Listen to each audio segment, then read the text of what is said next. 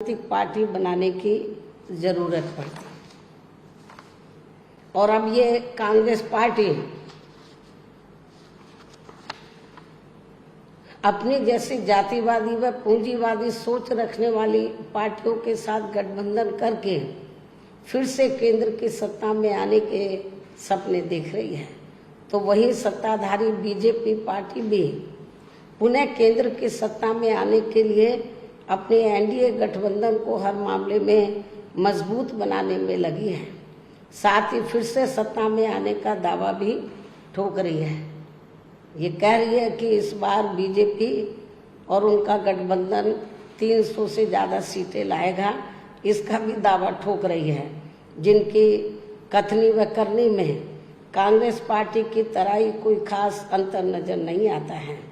कहने का तात्पर्य ये है कि अब ये दोनों बने गठबंधन यानी कि एनडीए व परिवर्तित किए गए यूपीए केंद्र की सत्ता में आने के लिए अपने अपने दावे ठोक रहे हैं, जबकि जनता को किए गए इनके वायदे व आश्वासन आदि सत्ता में बने रहने के दौरान अधिकांश खोखले ही साबित हुए हैं।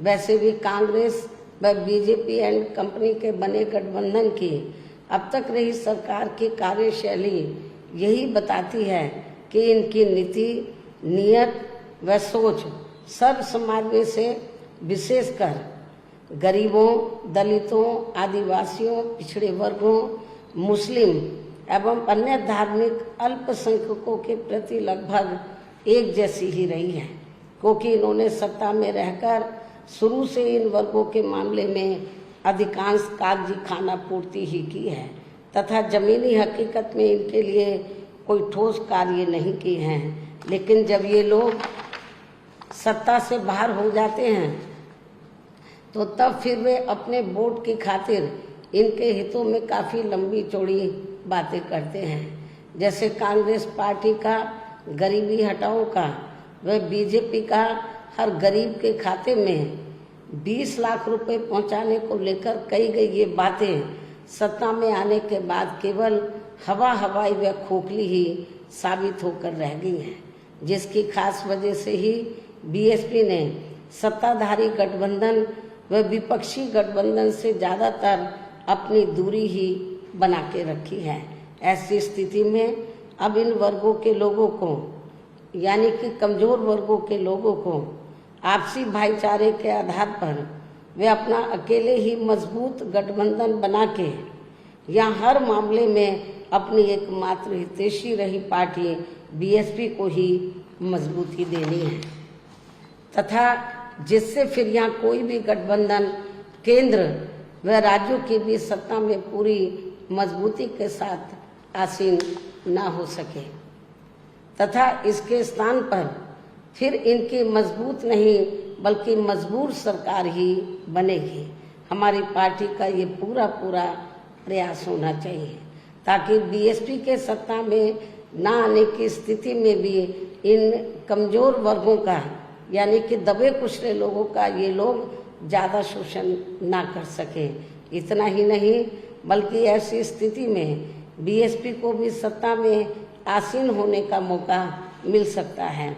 और जब तक हम लोग अकेले अपने बलबूते पर खड़े नहीं हो पाते हैं, इसलिए इन सब बातों को ध्यान में रखकर अब बीएसपी को लोकसभा चुनाव में व इससे पहले राजस्थान, मध्य प्रदेश, छत्तीसगढ़ व तेलंगाना आदि राज्यों में होने वाले विधानसभा चुनाव में भी अकेले ही चुनाव लड़कर अपनी पार्टी का बेहतर रिजल्ट लाना होगा।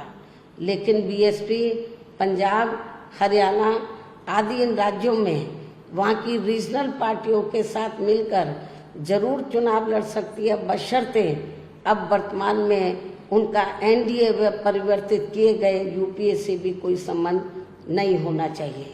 इसके साथ ही पार्टी के लोगों को हर स्तर पर सत्ताधारी गठबंधन व विपक्षी गठबंधन के सभी साम दाम दंड भेद आदि हथकंडों से भी जरूर सावधान रहना है। इसके अलावा यहाँ मैं ये भी कहना चाहूँगी कि देश में लगातार बढ़ रही कमर तोड़ महंगाई, अति गरीबी व बेरोजगारी आदि की इन गंभीर समस्याओं के प्रति केंद्र के उत्तरदायित्व को लेकर कल से शुरू हो रहे संसद के मानसून सत्र में जवाबदेही का लोगों को काफ़ी बेसब्री से इंतजार है। किंतु मणिपुर में जारी चिंतनीय हालात, हिंसा व सुरक्षा ही अब नया मुद्दा बन गया है।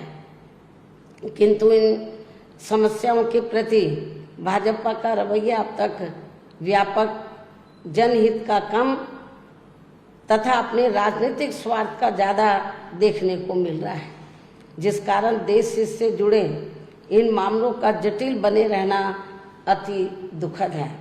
जबकि देश की प्रगति लोगों की उन्नति में ही निहित है, जिस पर पूरा ध्यान केंद्रित करने की भी सख्त ज़रूरत है। और अब लोकसभा चुनाव से पहले संसद में सरकार व विपक्ष का रवैया तकरार, आरोप प्रत्यारोप व जिम्मेदारी से भागने का नहीं, बल्कि इन ज्वलंत जन समस्याओं को दूर करने संबंधी समाधान का होना चाहिए। क्योंकि इस समय समस्त गरीब एवं मेहनतकश जनता का जीवन काफ़ी दुखी व त्रस्त है, जिनकी सही से चिंता करना सभी का दायित्व भी बनता है। अंत में अब मैं अपनी बात यहीं समाप्त करती हूँ। धन्यवाद। जय भीम व जय भारत। तो बसपा सुप्रीमो मायावती को फिलहाल आप सुन रहे थे। देखिए, उनकी तरफ से तमाम बातें आयुषी यहाँ पर कही गई कि छत्तीसगढ़ राजस्थान में तो बसपा अलग लड़ेगी, लेकिन इसके बावजूद हरियाणा और पंजाब में जो वहाँ के सहयोगी दल यानी कि वहाँ की जो रीजनल पार्टीज है उनके साथ हम लड़ सकते हैं। और इसी बीच वो निशाना साधते हुए भी नजर आए, जहाँ एक तरफ कल बीजेपी की बैठक यानी कि एनडीए की बैठक हुई, इसको लेकर के बीजेपी पर निशाना साधा, और विपक्ष को लेकर के जो बैठक कल हुई है यानी कि कांग्रेस पार्टी पर भी निशाना साधती हुई मायावती नजर आई। आयुषी बिल्कुल महिमा, 2024 अब ज़्यादा दूर नहीं है और ऐसे में तमाम तैयारियां देखने को मिल रही है अलग अलग पार्टियों की ओर से, अलग अलग गठबंधन की ओर से, और ऐसे में टिप्पणियां भी सभी की सामने आती जा रही है। और इसी बीच बड़ी जानकारी दे दें, मायावती ने दोनों गठबंधन से बनाई दूरी। देखिए, छत्तीसगढ़ राजस्थान में अकेले चुनाव लड़ेंगे, ये बात कही गई बसपा सुप्रीमो मायावती द्वारा। गठबंधन को लेकर मायावती का ये बड़ा ऐलान सामने आया है, प्रेस कॉन्फ्रेंस कर ये बड़ा ऐलान किया है मायावती ने कि दोनों गठबंधन से वो दूरी बनाने वाली हैं। छत्तीसगढ़ राजस्थान में वो अकेले लड़ने वाली हैं चुनाव। गठबंधन को लेकर मायावती का ये बड़ा ऐलान। अवनीश विद्यार्थी इसी खबर पर ज्यादा जानकारी के साथ फोन लाइन पर जुड़ चुके हैं। अवनीश, एक बड़ा ऐलान इस प्रेस कॉन्फ्रेंस के द्वारा मायावती ने किया है, ये बताते हुए कि दोनों ही महागठबंधन जो है उनसे वो दूर रहने वाली है। दोनों गठबंधन से मायावती ने दूरी बना ली है। देखिए, सबसे बड़ी बात यह है कि औपचारिक तौर पर तो किसी संगठन में न एनडीए ने न जो नया संगठन तैयार हुआ है इंडिया, किसी भी तरफ से मायावती को राजनीतिक बुलावा भी नहीं भेजा गया। दूसरी तरफ से जो गठबंधन मायावती की बीएसपी के साथ पहले भी, चाहे कांग्रेस पार्टी का हुआ हो या दूसरे दलों का भी पार्टी का हुआ, विपक्ष की दृष्टि से तो गठबंधन का बेहद मसले से जो दोनों दलों के बीच में दिखाई पड़े। दूसरी तरफ एनडीए यहाँ से बात है तो आपने मुस्लिम वोट बैंक जो उनका काफी मजबूत वोट बैंक एक जमाने में हुआ करता था, उसको देखते हुए बीएसपी जो है वो सीधे बीजेपी के साथ जाने से कतराती रही है, बचती रही है।